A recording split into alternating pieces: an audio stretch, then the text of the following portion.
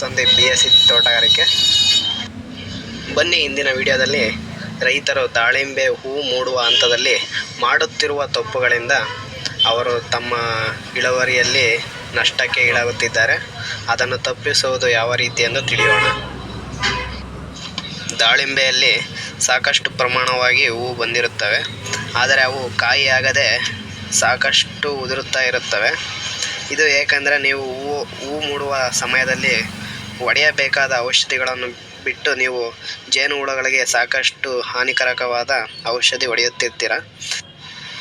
ನಿಮ್ಮ ದಾಳಿಂಬೆಯಲ್ಲಿ ಹೂ ಹಂತದಿಂದ ದಾಳಿಂಬೆ ಕಾಯಿಯಾಗಲು ಜೇನುಹುಳ ಬಹಳ ಮಹತ್ವವಾದ ಪಾತ್ರವನ್ನು ವಹಿಸುತ್ತದೆ.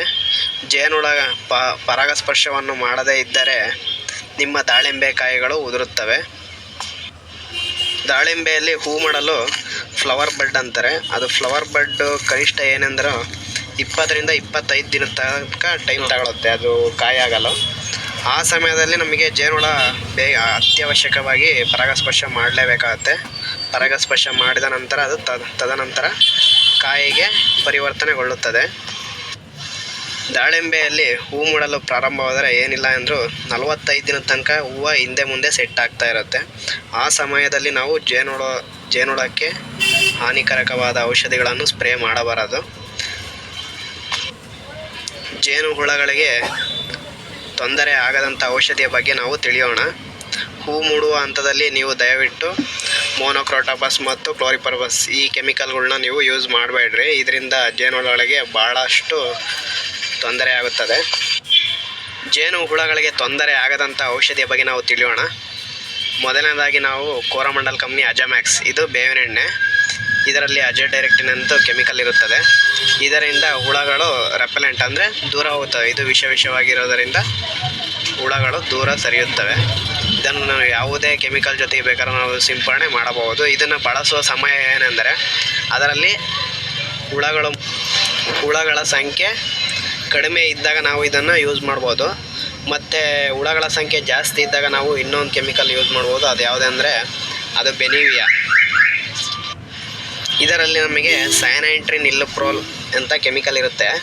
ಇದನ್ನು ನಾವು ಸ್ಪ್ರೇ ಮಾಡೋದರಿಂದ ನಮಗೆ ತ್ರಿಪ್ಸು ತ್ರಿಪ್ಸ್ ಅಂದರೆ ನುಸಿ, ಮತ್ತು ಇದರ ಜೊತೆಗೆ ನಮಗೆ ಹಸಿರು ಹುಳಗಳು ಕೂಡ ಕಂಟ್ರೋಲಿಗೆ ಬರುತ್ತವೆ. ನಾವು ಇದನ್ನು ರಿಪೀಟೆಡಾಗಿ 2 ಸತಿ ಹಿಂದೆನೇ ನಾವು ಸ್ಪ್ರೇ ಮಾಡ್ಬೋದು.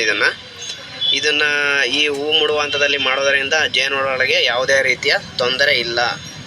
ಇದು ಗ್ರೀನ್ ಟ್ರಯಾಂಗಲ್ ಇರುವಂತಹ ಔಷಧಿ. ಮತ್ತೊಂದು ಔಷಧಿ ಅಂದರೆ ಅದು ಡೆಲಿಗೇಟ್. ಇದರಲ್ಲಿ ಸ್ಪೈನೋಟೋರಮ್ ಅಂತ ಕೆಮಿಕಲ್ ಇರುತ್ತದೆ. ಇದನ್ನು ನಾವು ಹೂ ಮೂಡುವ ಹಂತದಲ್ಲಿ ಬಳಸೋದರಿಂದ ನಮಗೆ ತ್ರಿಪ್ಸು ಮತ್ತು ಎಲ್ಲ ತರಹದ ಕೀಟಗಳು ನಮಗೆ ಕಂಟ್ರೋಲಿಗೆ ಬರುತ್ತವೆ. ಇದರಿಂದ ಕೂಡ ನಮಗೆ ಜೇನುಹುಳಗಳಿಗೆ ಯಾವುದೇ ರೀತಿಯ ಹಾನಿ ಇಲ್ಲ. ಆದಷ್ಟು ನಾವು ಸಾಯಂಕಾಲ ಸಮಯದಲ್ಲಿ ಅಂದರೆ 5 ಗಂಟೆ ಮೇಲೆ ನಾವು ಔಷಧಿ ಸ್ಪ್ರೇ ಮಾಡೋದರಿಂದ ಜೇನುಹುಳಗಳಿಗೆ ತೊಂದರೆ ತಪ್ಪುತ್ತದೆ.